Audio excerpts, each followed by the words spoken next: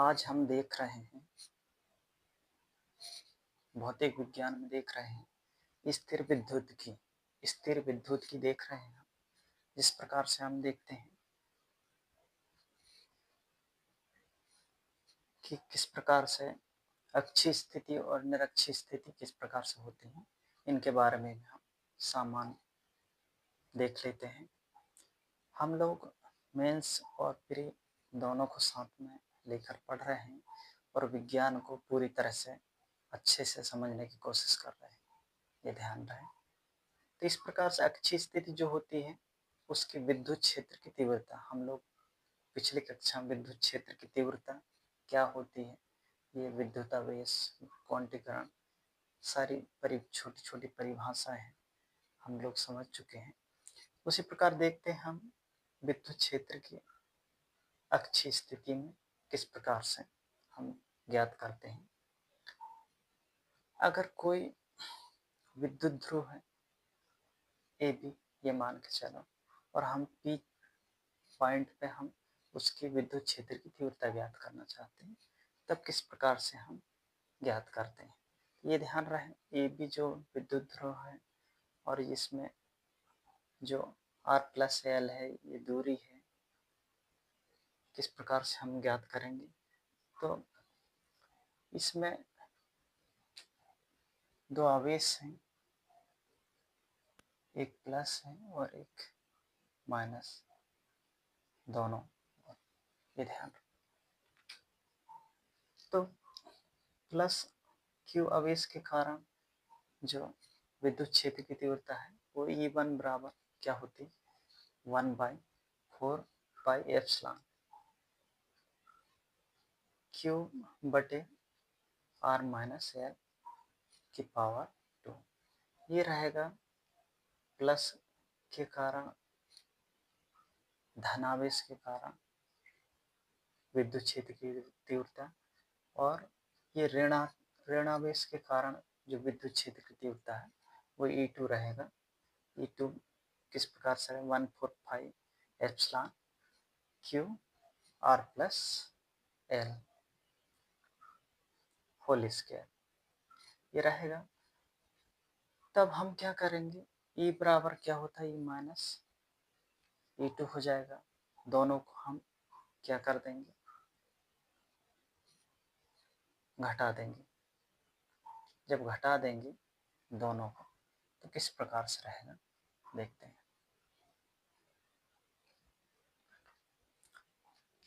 जब दोनों को हम लोग घटाएंगे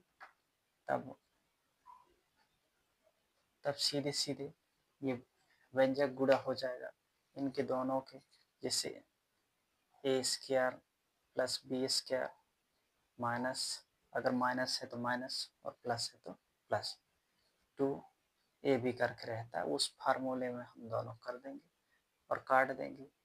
उसी प्रकार से वो 4 पाई RL आ जाएगा।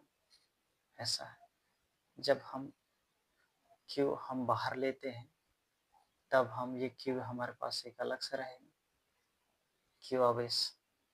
तब हम क्या करेंगे, Q4 जो L है उससे 2L ले लेंगे तो उसका P आ जाएगा, ये ध्यान रखें। और जब हम लोग R से R कैंसिल कर देंगे, क्योंकि इधर अगर L को हम नगण्य मानते हैं तो R होल स्क्वायर हो जाएगा, 4R की जो पावर हो जाएगी वो 4 हो जाएगी, लेकिन ऊपर भी एक R बचा है तो उससे कैंसिल हो जाएगा, 2PR, तो 1/4 पाई के 2PR की पावर 3।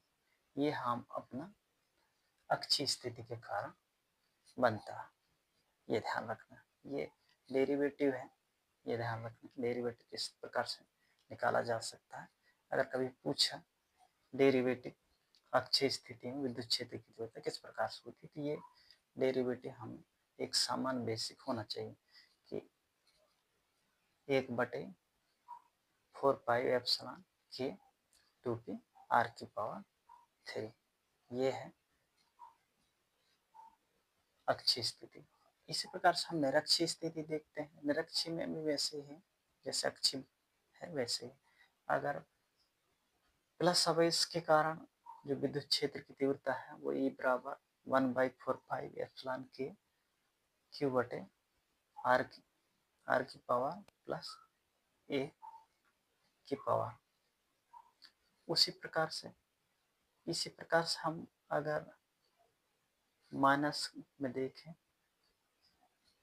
तब E2 का मान हो जाएगा 1/4π Q बटे R की घात 2 प्लस E की घात 2।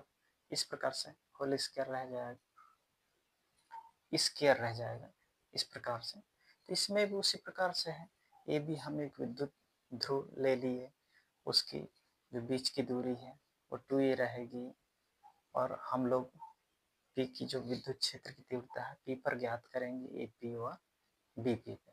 इस प्रकार से दोनों करते हैं, तब हम लोगों को क्या मिलता है, ये मिलेगा। दोनों को जब जोड़ देंगे तो इसका E बराबर, दोनों को जब जोड़ेंगे तब E cos theta E2 cos theta, जब दोनों को जोड़ेंगे तो 4πε K Q R की स्क्वायर प्लस A का स्क्वायर cos थीटा करके ये आ जाएगा। इसको हम जब दोनों के मान रख देंगे तब ये बाहर आ जाएगा 1/4πε Q।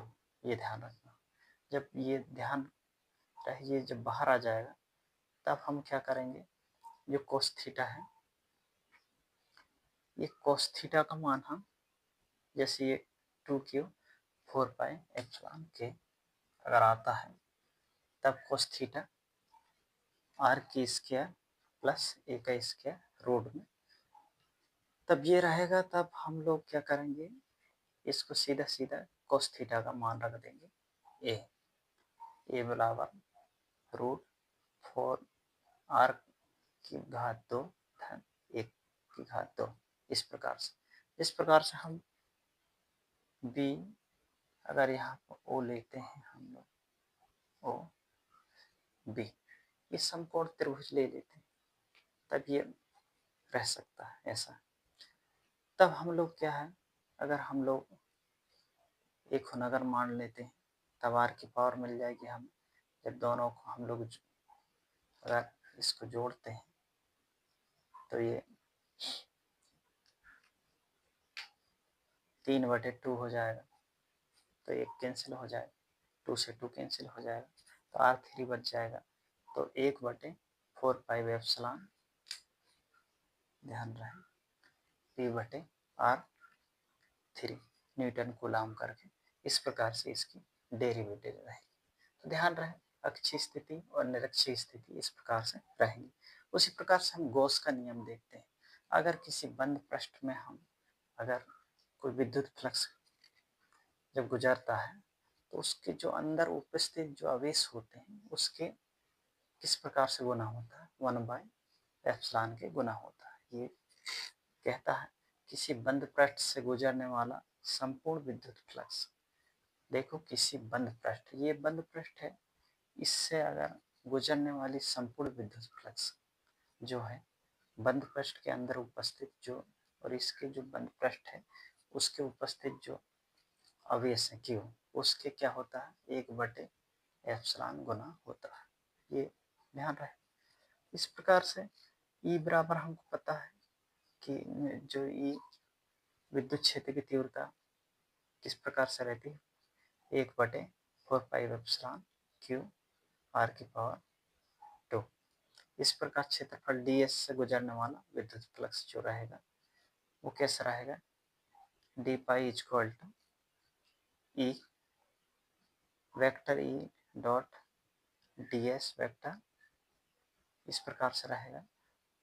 और इसी को हम देखते हैं तो d पाई E ds cos थीटा करके रहेगा।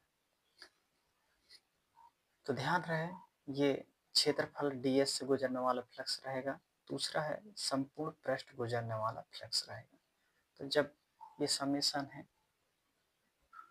d में, जो समेशन है E ds cos थीटा करके रहेगा, तब इसका मान रख देंगे हम लोग ई का मान 1/4 पाई क्यू बटे आर की square D S cos theta. तो हम लोगों को क्या है, ये तो बाहर निकल जाता है, लेकिन क्यू डी एस जो कोस थीटा रहता है उसका ओमेगा करके मान रहता है। तो हम लोग सीधे 1/4 पाई क्यू बटे बटे नहीं क्यू ओमेगा करके लिख सकते हैं। अगर इस प्रकार से लिख सकते हैं हम, तब क्या होता है, ओमेगा का मान हम लोग 4 पाई, अगर हम लोग संपूर्ण तरफ से गुजरने वाला रहेगा तो 4 पाई को हम 4 पाई से कैंसिल कर देंगे और इसमें बचेगा 1/एप्सिलॉन। तो इस प्रकार से ये गॉस का नियम रहता है। ध्यान रहे किसी बंद पृष्ठ में क्या होता है, किसी बंद पृष्ठ में गुजरने वाला संपूर्ण विद्युत फ्लक्स, वहाँ जो बंद पृष्ठ में जो उपस्थित आवेश है क्यू, वो 1/एप्सिलॉन के गुना होता है। इतना सा बस बताना है। और ये एक बार हम ds से गुजरने वाला जो क्षेत्रफल है उससे गुजरने वाला फ्लक्स, और दूसरा है संपूर्ण पृष्ठ से गुजरने वाला फ्लक्स, बस दोनों को हम कैलकुलेट कर देंगे, आंसर आ जाएगा 1/एप्सिलॉन इंटू क्यू जो आवेश है। ये ध्यान रखें, ये गॉस का नियम है। अगर इसी को हम अगर देखते हैं, इससे ही अगर कूलाम का व्युत्क्रम नियम भी अगर इसमें हम लोग जनरेट करते हैं या फिर डेरिवेट के माध्यम से निकाल सकते हैं गॉस के नियम से, ये ध्यान रखें। तो ये आए आप लोगों को विद्युत क्षेत्र की जो तीव्रता है, अक्षीय स्थिति, निरक्षीय स्थिति और गॉस प्रमेय किस प्रकार से रहते हैं वो आपको समझ आ गया होगा। अगर नहीं समझ आए तो जरूर कमेंट करके पूछ सकते हैं। Thank you for watching.